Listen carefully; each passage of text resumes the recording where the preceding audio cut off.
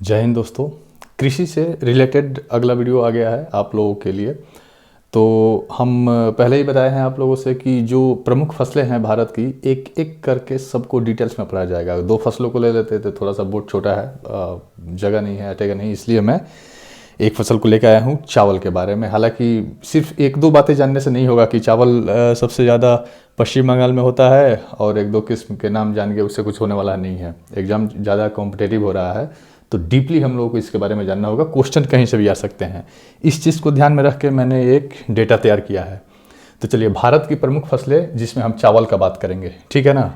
चावल हिंदुस्तान में किस किस स्टेट में होती है, क्या क्या इसके किस्म है, ये देखिएगा तो कुछ समझ में नहीं आएगा। एक एक करके आप लोग देख लिए हैं, टाइम का ड्यूरेशन वीडियो का छोटा ही होगा, सब कुछ क्लियर हो जाएगा, ठीक है ना। तो स्टार्ट करते हैं। देखिए, चावल एक खरीफ फसल है, ये उष्णकटिबंधीय फसल है, ठीक है ना। उष्णकटिबंधीय फसल क्या होता है, उष्णकटिबंधीय उपोष्ण, ये सारा रिलेटेड वीडियो चैनल पर अपलोड है, आप लोग वहाँ से देख सकते हैं। ये उष्णकटिबंधीय फसल है, खरीफ फसल है। पिछले वीडियो में हमने बता दिया था खरीफ, रबी और जायद जो फसलें होती हैं। देखिए, तमिलनाडु और पश्चिम बंगाल में दो ऐसा स्टेट है कि खरीफ, रबी और जायद यानी जो तीनों फसलें होती हैं, इन तीनों फसलों के साथ इन दो स्टेट में चावल की खेती की जाती है। एकदम क्लियर इसको रखिएगा अपने माइंड में। अब एक चीज और देखिए, यहाँ पे ये समझ में आ गया कि तीनों फसलों में उगाई जाती है, खरीफ, रबी, जायद, यानी सालों भर 3 बार में तमिलनाडु और बंगाल में धान की खेती की जाती है। बंगाल में ओस यानी ओस, अमन और बोरो 3 नाम से खेती की जाती है धान की। ओस, अमन, बोरो। ओस की खेती शरद ऋतु में, अमन की खेती शीत ऋतु में, बोरो की खेती ग्रीष्म यानी गर्मी में। तीनों के तीनों चावल की खेती है, पश्चिम बंगाल में की जाती है। आगे देखिए, चावल के लिए उपयुक्त मिट्टी जो होती है वो चिकनी चाहिए और उपजाऊ मिट्टी चाहिए, ठीक है ना। और एक चीज और, एवरेज तापमान यानी औसत तापमान जो होना चाहिए वो लगभग 20 डिग्री सेल्सियस होना चाहिए धान की खेती के लिए। वर्षा की बात करें, पानी, तो 100 सेंटीमीटर से अधिक बारिश जिस क्षेत्र में होता है वहां पे धान की फसल अच्छी होती है। यहां तक क्लियर है। अब एक चीज यहां पे लिख दिए हैं कि भारत के अधिक क्षेत्र पर चावल यानी पूरे हिंदुस्तान में किसी भी चीज की खेती होती है तो उसमें सबसे ज्यादा क्षेत्र में अगर किसी चीज की खेती होती है तो वो चावल है। एग्जाम के पॉइंट ऑफ व्यू से अपने माइंड में रखिएगा इस चीज को। अब प्रमुख राज्य की बात करेंगे। प्रमुख राज्य का मतलब होता है कि डिस्प्यूटेड क्वेश्चन कभी भी एग्जाम में आपसे नहीं पूछा जाएगा कि बिहार में चावल होता है कि नहीं होता है। मैंने बिहार का यहाँ जिक्र भी नहीं किया है, हालांकि बिहार में चावल होता है। सिर्फ फैक्ट पे बात करता है एग्जामिनर, मतलब जो एग्जाम लेने वाले होते हैं। तो यहाँ प्रमुख राज्य का मतलब होता है कि सबसे ज्यादा, एकदम हम सजा के लाइन बाई लाइन लिखे हुए हैं, पश्चिम बंगाल में सबसे ज्यादा होता है चावल की खेती, फिर उत्तर प्रदेश में, यूपी, फिर पंजाब, फिर आंध्र प्रदेश, तब उड़ीसा।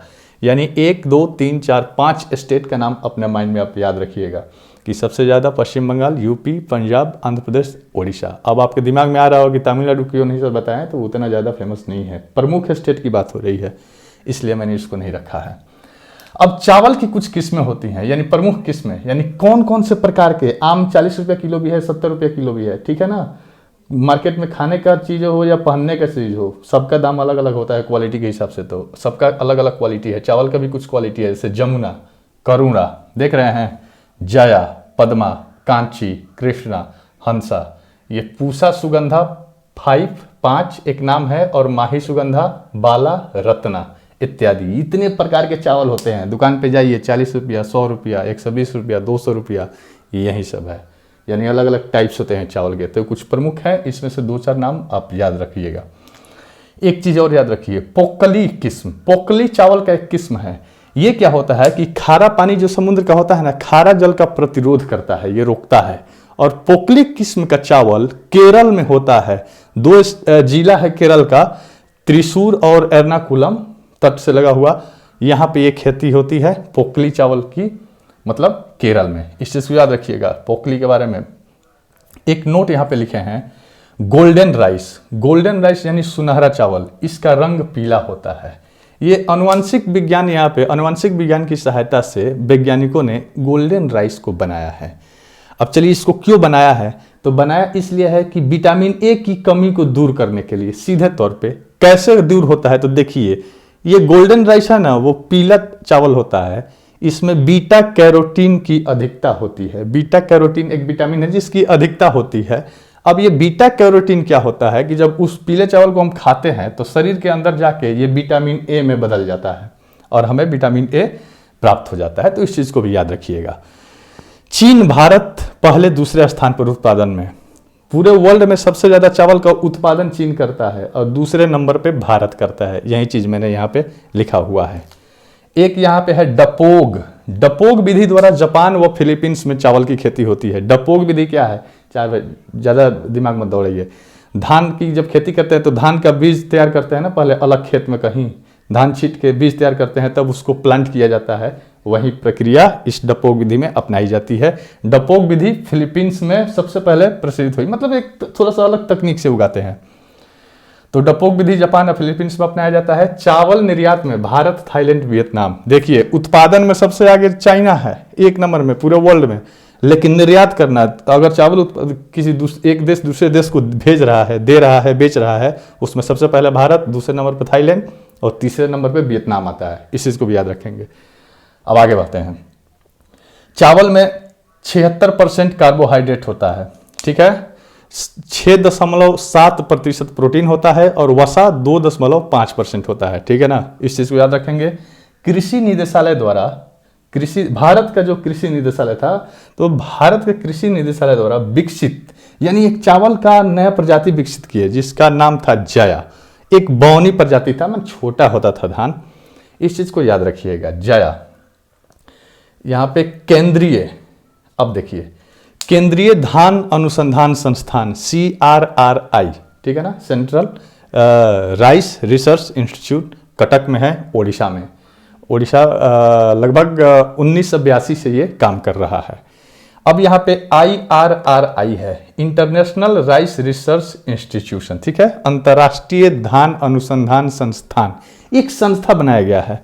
इसका प्रथम, ये मतलब दक्षिण एशिया क्षेत्र का मतलब एक संस्था है। तो पहला दक्षिण एशिया क्षेत्र का जो केंद्र है वो बनारस को चुना गया है। वाराणसी में इसका केंद्र है। 2018 में इसकी स्थापना हुई थी। IRRI, समझ गए इसको? फिर समझा देता हूं। इंटरनेशनल राइस रिसर्च इंस्टीट्यूशन यानी अंतर्राष्ट्रीय धान अनुसंधान संस्थान, दक्षिण एशिया की एक संस्था जिसका केंद्र बनारस में है। 2018 में इसकी स्थापना की गई थी। खैरा धान का एक रोग है। खैरा का मतलब कुछ होता नहीं है, एक रोग का नाम है, बीमारी। धान जब तैयार होता है, बढ़ता फलता है, तो धान में जो पत्ती होते हैं सटने लगते हैं, काले हो जाएंगे, लाल हो जाएंगे, सड़ने लगता है, मतलब खराब होने लगता है। तो एक प्रकार का बीमारी है, धान में लगता है, खैरा रोग, याद रखिएगा। अब देखिए पॉलिश का चावल में ऊपरी परत विटामिन बी, नहीं समझ में आया? मालूम है, मैं समझाता हूँ।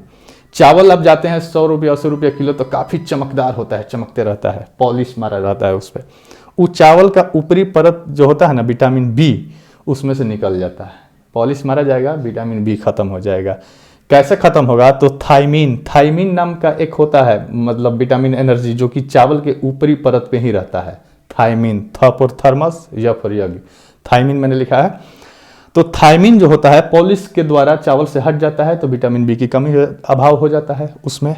हालांकि अधिक धोने से भी विटामिन बी का अभाव हो जाता है। चावल को अगर अधिक हम धो भी देते हैं तो विटामिन बी का अभाव हो जाता है। आशा करता हूं कि वीडियो आप लोगों के लिए काफ़ी लाभकारी होगा। स्क्रीनशॉट लेके आप एक अपना नोट्स भी बना सकते हैं। वीडियो देखने के लिए धन्यवाद।